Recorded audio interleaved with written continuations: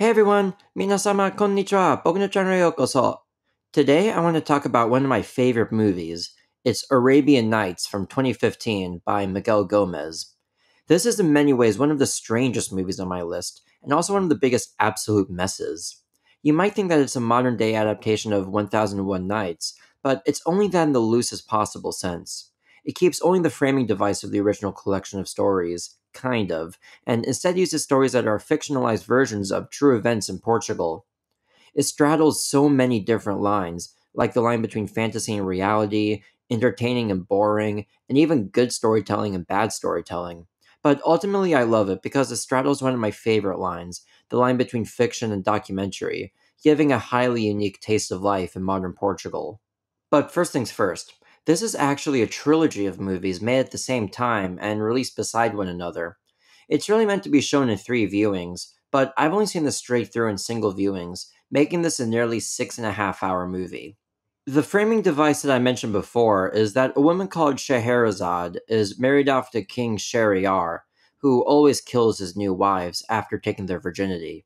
Well, in order to avoid the king killing her, Scheherazade tells him stories every night, while always leaving them unfinished, so that he has to leave her alive in order to hear the rest. I said that it kind of follows the structure, because we never really see this in action too much. It isn't until the third movie that we finally get the sense that this is Scheherazade's story, as we get to actually follow her life. Even then, this is the only shot we get of her telling the stories to the king.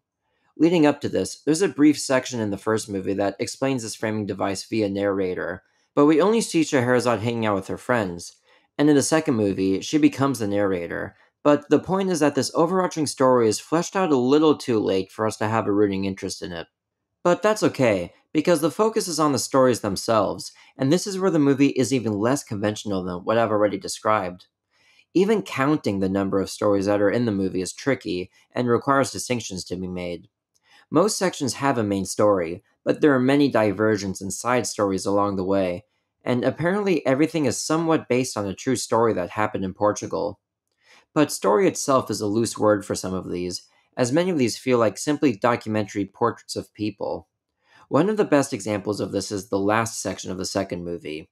It's called The Owners of Dixie, and it follows a cute little dog named Dixie as it goes from owner to owner in this one apartment complex. As the owners change, we get to see how they live their lives and their struggles. This works as a story, but there's a section in the middle where suddenly we get to spy in on a bunch of other random people in the apartment complex, such as a room being evicted, an Indian family with a parrot, and a rapper recording music in a closet. These have nothing to do with the story, but it builds a portrait of the people in this building, and thus modern Portuguese life, that I find very compelling and interesting.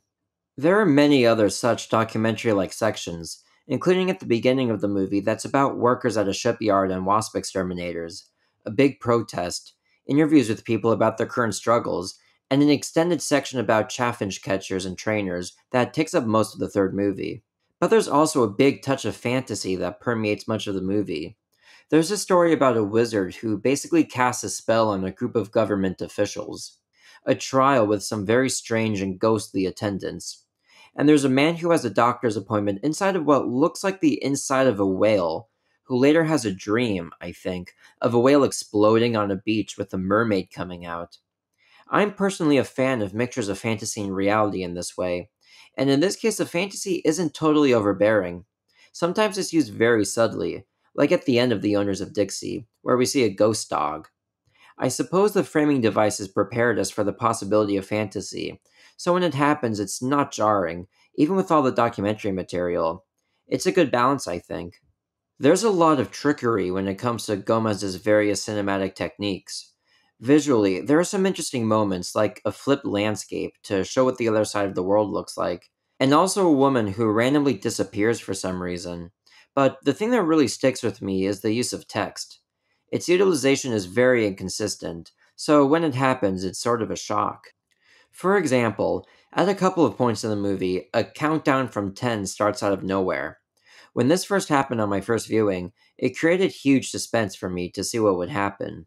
But the third movie goes all out on the text, as it replaces the narrator in the first two movies. During this section, the inebriating chorus of the chaffinches, which again takes up most of the movie, Not a minute goes by without multiple text boxes appearing on screen, giving backstory on all the people in this community of birdcatchers, or declaring when the night of storytelling is ending and beginning again. In terms of the sound, the memorable motif of the movie is various recordings of the song Perfidia, which is always used for nice effect, especially in this underwater passage. After hearing the song underwater, it sounds like that's what it was made for, and it'll always sound like it belongs there. But one thing I want to emphasize is that this movie certainly isn't for everyone, which is partly the nature of the film, but also partly because the storytelling isn't always compelling. Even during seemingly the most straightforward story wise sections, narrative rhythm sometimes just isn't there, in my opinion, as in the first part of the second movie about an old man who lives on the run from the law.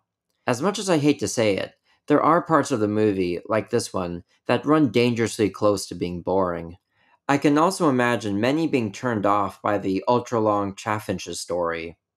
I wouldn't be one of them because of my fascination with communities of hobbyists obsessed with one thing, but it has almost no narrative drive. However, I appreciate the movie's boldness and originality, so I can accept that not everything necessarily works.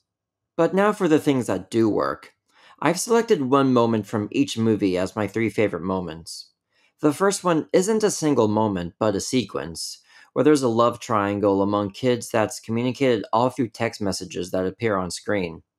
The messages themselves contain almost nothing but absurd abbreviations and text slang, but still manage to convey emotions. But the best part about the sequence is the backgrounds of the messages, with some beautiful landscape shot on film. To be honest, this might be my favorite single part of the whole trilogy.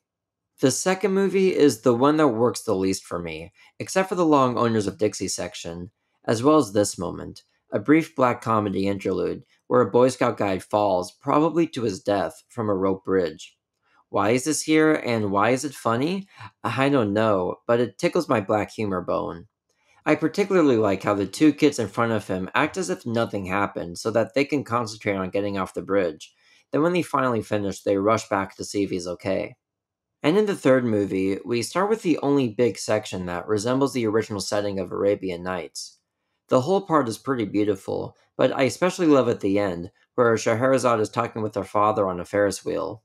It's a great visual contrast between the old and the modern, with the beach and cars and so on.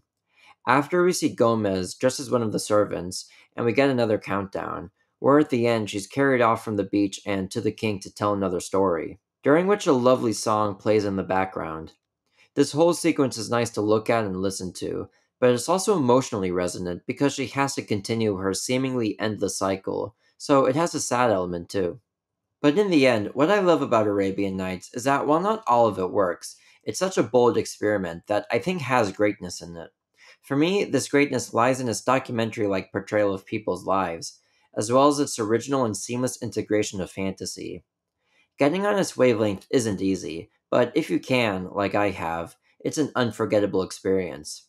It's one of my 1000 favorite movies.